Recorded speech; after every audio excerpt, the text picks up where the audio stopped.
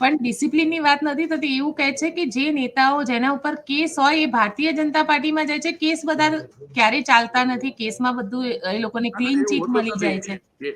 એવો કોઈ તો એની માનસિકતા છે. એ બધું કેસનું ને એ બધું કામ તો અત્યારે વિરોધ પક્ષના સંભવ મેળાએ સંભાળવાનું છે. એટલા માટે કરપ્શન ને ખોટું કામ એ લોકો કર્યું છે. અમે કોઈ એમાં હોતા જ નથી. કોઈ વસ્તુ અમારી પાસે આવતી નથી.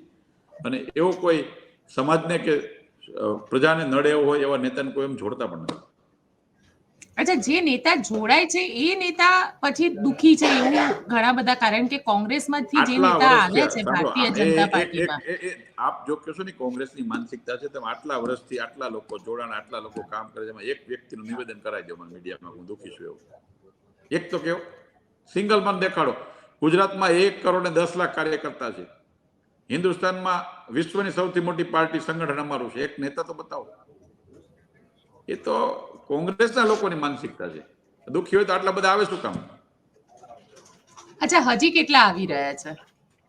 હું એમ જ કહું છું કે કોંગ્રેસમાં કદાચ હું તું ને રતન્ય જેવી સ્થિતિ થાય, કોંગ્રેસ તૂટે છે, કોંગ્રેસ ડૂબેલી નાવ છે, ભ્રષ્ટાચારથી ગળા ડૂબ નાવ છે.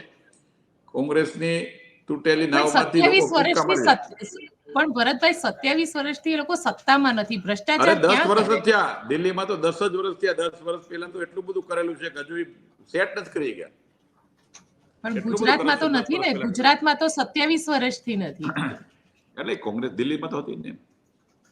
ગુજરાતમાં તો ગુજરાતની જનતાને હું અભિનંદન આપીશ. ગુજરાતની જનતાને અભિનંદન આપીશ કે ગુજરાતના લોકો એને ઓળખી ગયા બરાબર રીતે. 27 વર્ષ પહેલાથી ઓળખી ગયા છે. હજી કદાચ 27 વર્ષ નહીં આવે.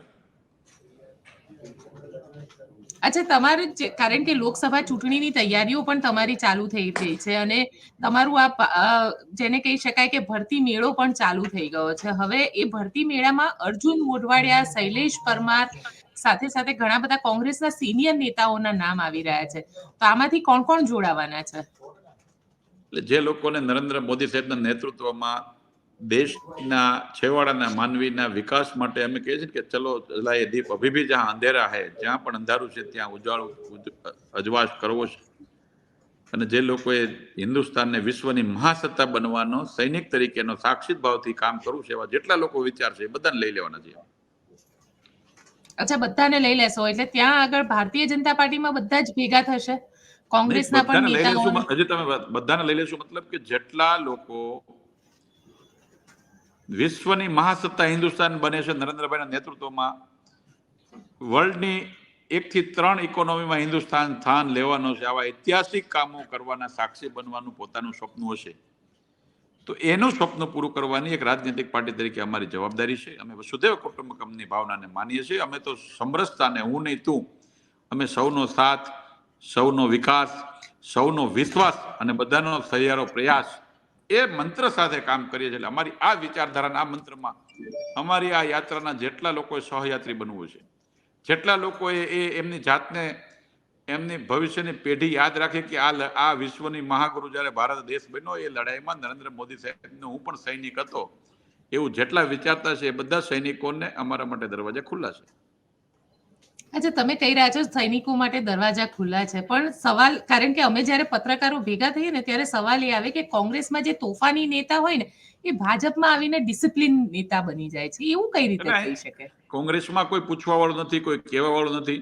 તમે જો એક બાળક ઘરમાં હોય ને તો એને કોઈ મા બાપ પૂછતું ન હોય, બેફામ ફરતો હોય તો એ બગડી જાય છે. જ્યારે એના મધર ફાધર સવાર સાંજ કેર લેતા હોય ને એને એકદમ શિસ્તબદ્ધ રીતે એજ્યુકેશન આપતા હોય તો એકદમ ડિસિપ્લિનમાં ચાલતો હોય. એમ ભારતીય જનતા પાર્ટીમાં નરેન્દ્ર મોદી સાહેબ, અમિતભાઈ શાહ સાહેબ ને જેપી નડ્ડા સાહેબ જેવું શીર્ષસ્થ નેતૃત્વ છે, જે અમને કેમ કામ કરવું જોઈએ, કેવી રીતે કામ કરવું જોઈએ એના પાઠ ભણાવે છે ને એના કારણે એ બધે શિસ્તબદ્ધ રીતે પાર્ટી ચાલે છે. એક વિચારધારા છે. અચ્છા, આ વિચારધારાની વાત તમે કરી રહ્યા છો. અર્જુનભાઈ આવે છે કારણ કે અર્જુનભાઈના નામની ચર્ચા ભયંકર થઈ રહી છે. એવું વ્યક્તિગત તો હું ન કહી શકું કોણ આવે છે કોણ નથી આવવાના, પણ એક વિચારધારા સાથે મેં તમને કીધું આ યાત્રામાં જેમને સહભાગી થવું છે, જેમને પોતાની જાતને ધન્યતા અનુભવે એવું કામ કરવું છે, બધા આવશે.